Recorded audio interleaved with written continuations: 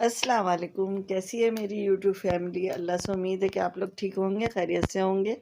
और मैं भी अल्लाह का शुक्र है ठीक हूँ, खैरियत से हूँ। और बस अब इस वक्त जो है मैं वॉइस ओवर कर रही हूँ। सुबह से मैंने छोटे छोटे क्लिप बना लिए थे। इस तरह क्लिप बन जाते हैं तो आपके साथ बातचीत होती रहती है, वरना मैं अगर प्रॉपर तरीके से चाहूँ कि जिस तरह लोग बना रहे होते हैं कि किसी से अपनी वीडियो बनाई और वो डाली, फिर इस तरह मेरे साथ हो नहीं पा रहा होता। क्योंकि घर पे ज़ाहिर-सी बात है सबके अपने काम भी होते हैं बच्चों के, और हस्बैंड तो ज़ाहिर-सी बात है इस चीज़ में लगते नहीं हैं, उनको इस चीज़ का शौक भी नहीं है। तो ये है कि वो तो नहीं करते हैं। मैं खुद ही जिस तरह भी होता है अपनी वीडियो थोड़ी बहुत शूट कर लेती हूँ। हालाँकि मैं चाहती हूँ मैं एक प्रॉपर तरीके से आऊँ सामने और आके फिर मैं अपनी वीडियोज़ बनाऊँ, लेकिन ख़ैर नहीं हो पाता। ख़ैर इंशाल्लाह कोशिश करूँगी मैं कि बहुत अच्छे से व्लॉग बनाने लगूँ। आज मेरा ख़ैर दूसरे दिन पे दूसरा व्लॉग है। बस चाहती हूँ कि रेगुलर भी हो जाए, लेकिन बस ये कि बाज़ दफ़ा माइंड आपका अपसेट होता है, आपकी कोई बात ऐसी हो जाती है, आपके दिल पे लग जाती है, तो ये तो ख़ैर ज़िंदगी के साथ है। तो फिर हम उस तरह नहीं बना पा रहे होते, जिस तरह हम फ्रेश माइंड के साथ बना रहे होते हैं। और यहाँ पर तो फ़िलहाल मैं बना रही हूँ।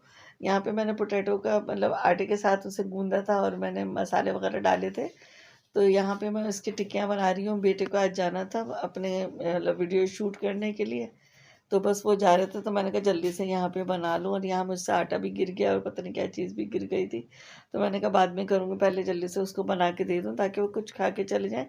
क्योंकि नाश्ता हम लोगों ने सुबह कर लिया, तो तकरीबन 12 बजे का टाइम था। अब ना ये खाने का टाइम होता है और ना ही ये होता है कि बच्चे को ऐसे ही भेज दो कि बगैर कुछ थोड़ा बहुत खा लेते हैं। तो फिर ये थोड़ा सा टाइम गुजर जाता है, तो फिर वहाँ जाके खाना वाना खा लें या फिर घर पे आके खा लें। और मेरे बेटे की आदत है वो ज़्यादातर घर पे ही आके खाना खाते हैं, बाज़ार से वो खाते नहीं हैं। हमेशा यही कह देते हैं टाइम नहीं मिला। अब पता नहीं उसकी आदत ही नहीं बनी है बाज़ार से खाने की, क्या कहूँ मैं। हालाँकि मतलब पूरा पूरा दिन उनका हो जाता है इस तरह वीडियो शूट करने में। तो उनके अपने काम हैं, वो बस साइड घर आके ही खाते हैं। तो मैंने जल्दी-जल्दी फ्राई करके उनको दिए थे और बस उनके साथ हम सब ने भी खा लिए थे। तो बस ख़ैर व्लॉग तो मैंने आज का कर ही लिया किसी न किसी तरह जैसे-तैसे कंप्लीट। तो बस यही है कि आप फ्रेश माइंड हो, फ्रेश हो आप, अच्छा-सा व्लॉग बन रहा हो तो आपके दिल को भी खुशी होती है।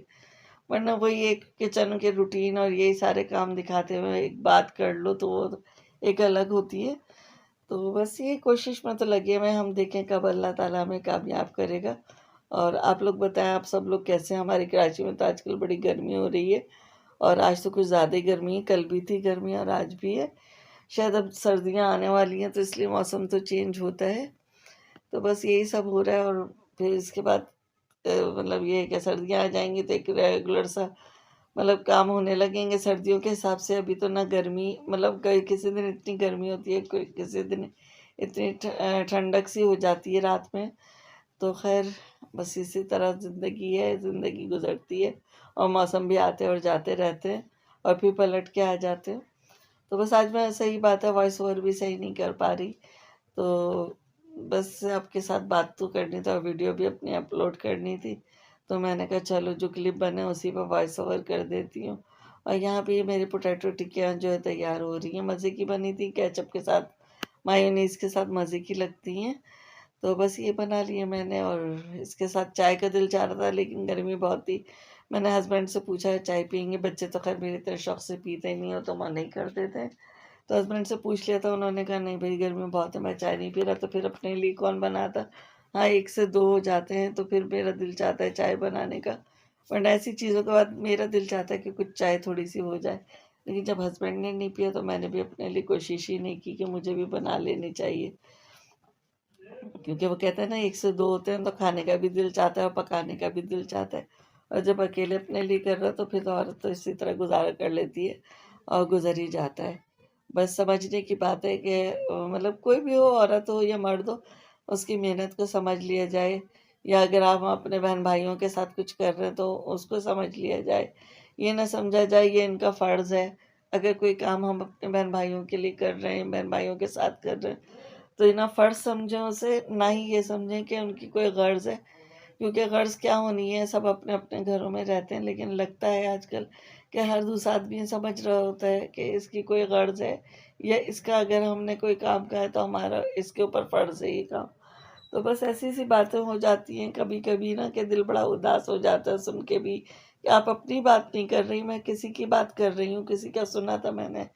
तो बड़ा दिल उदास हो गया कि ऐसा भी होता है, इस तरह से भी रिश्ते होते हैं कि एकदम से इस तरह चेंज हो जाएँ, बदल जाएँ कि एक तो बंदा अपने मतलब आपके लिए कर रहा है, मैं मतलब ज़ाहिर-सी बात है जिसकी मैं बात कर रही हूँ उसकी नेचर भी कुछ मेरी ही जैसी है।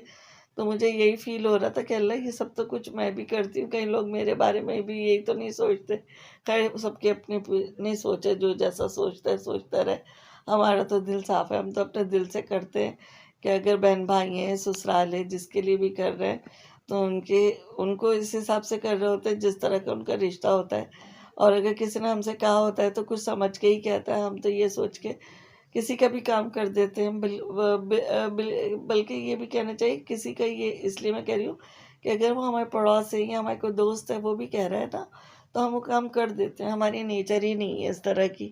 चाहे अपने काम छोड़ दें उस टाइम पे, लेकिन जिसने कहा है ना उसका हम ज़रूर करके देते हैं। मेरी इस तरह की नेचर है और मैंने जिसकी बात सुनी थी उसकी भी मुझे लग रहा था उसी तरह की नेचर है कि भई सारी ज़िंदगी बहन-भाइयों का, ससुराल का किया और बाद में जाके उन्हें इनाम ये मिले कि कोई गर्ज़ थी जभी तो करती थी, कोई वजह थी जभी तो करती होंगी।